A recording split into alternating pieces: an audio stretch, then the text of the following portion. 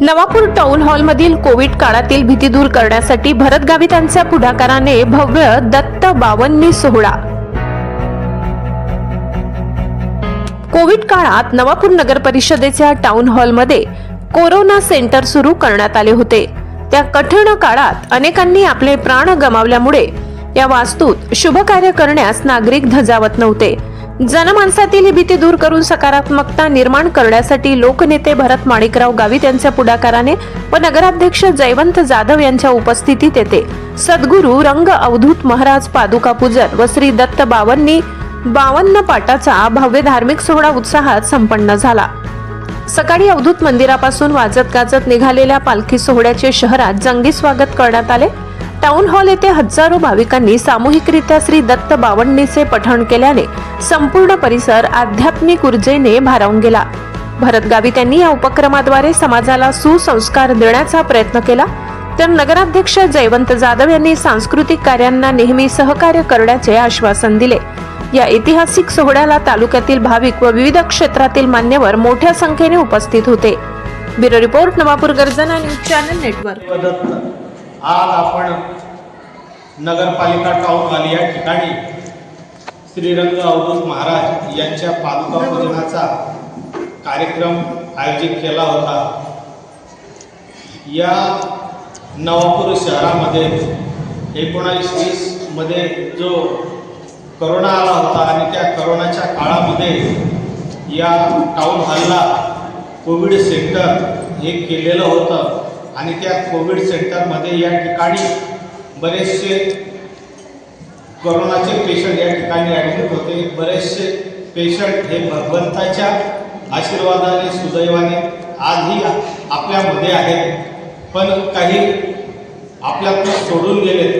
मग या ठिकाणी कोविड सेंटरमध्ये नवापूर तालुक्यातील सर्व जाती धर्माचे बंधू भगिनी या ठिकाणी ॲडमिट होते। त्याच्यातनं काही आपल्यात राहिलेच नाही, ते अनंतात विलीन झाले, पण कुठंतरी त्यांच्या आत्म्याला शांती मिळावी यासाठी या नवापूर शहरातून आणि तालुक्यातून बऱ्याच लोकांची मागणी होती की टाउन हॉल या ठिकाणी आपण हा असा धार्मिक कार्यक्रम जर केला तर या धार्मिक कार्यक्रमाने जे मृत आत्मे झालेले आहेत त्या आत्म्यांना शांती मिळेल आणि मोक्ष मिळेल, यासाठी हा आपण दत्त बावन्नीचा कार्यक्रम 52 पाठांचा आयोजित केला।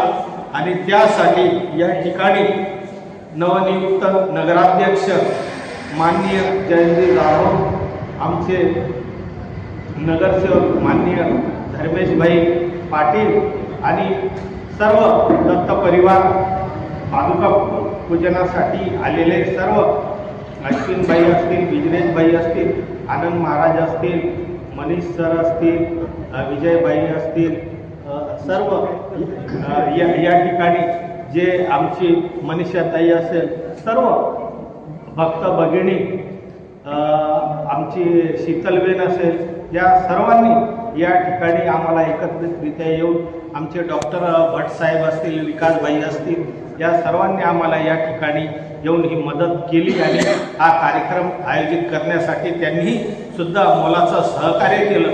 त्यांचं सुद्धा मी मनापासून आभार व्यक्त करतो आणि कुठंतरी माझ्या मनालाही शांती आज लाभली की ज्या नवापूर शहराचं आणि तालुक्याच्या लोकांचं या ठिकाणी दुर्दैवाने कोविडच्या काळात मृत्यू झाला, तर कुठंतरी आपल्यालाही त्यांच्या सद्गती आत्म्याला शांती मिळावं आणि त्यासाठी हा धार्मिक कार्यक्रम केला आणि त्याच्यासाठी सर्व शहरवासियांनी आणि तालुकावासियांनी मला साथ दिली, याबद्दल त्यांचं मनापासून आभार व्यक्त करतो।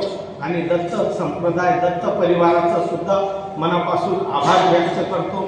त्यांनी आणि आम्ही एकत्रित येऊन आनंद महाराज, बिजनेशबाई आम्ही एकत्र येऊन ठरवलं होतं की इलेक्शन झाल्यानंतर हा आपला धार्मिक कार्यक्रम करायचा आहे आणि तो आज आपण आज बरोबर 18 तारीख रविवार आणि आमचे मनीष सर म्हणायचे की सुट्टीचा दिवस असेल तर त्या दिवशी आम्हालाही त्या दिवशी येणं होईल। आणि आज पहिली 2026ची मौनी अमावस्या हा एक औचित्य साधून हा दुर्मिळ योगायोग झाला, कारण अमावस्या म्हटली म्हणजे बरेचसे आपण त्याला अशुभ मानतो, पण आज खरं जर बघायला गेलं तर दत्त संप्रदायामध्ये बापजींचा देह हा त्यांनी मोक्ष त्यांना त्या दिवशी अमावस्येच्या दिवशी त्यांनी आपले प्राण सोडले होते आणि आज दत्त संप्रदाय त्याला शुभ दिवस हा मानत असतो आणि त्या दिवशी आपण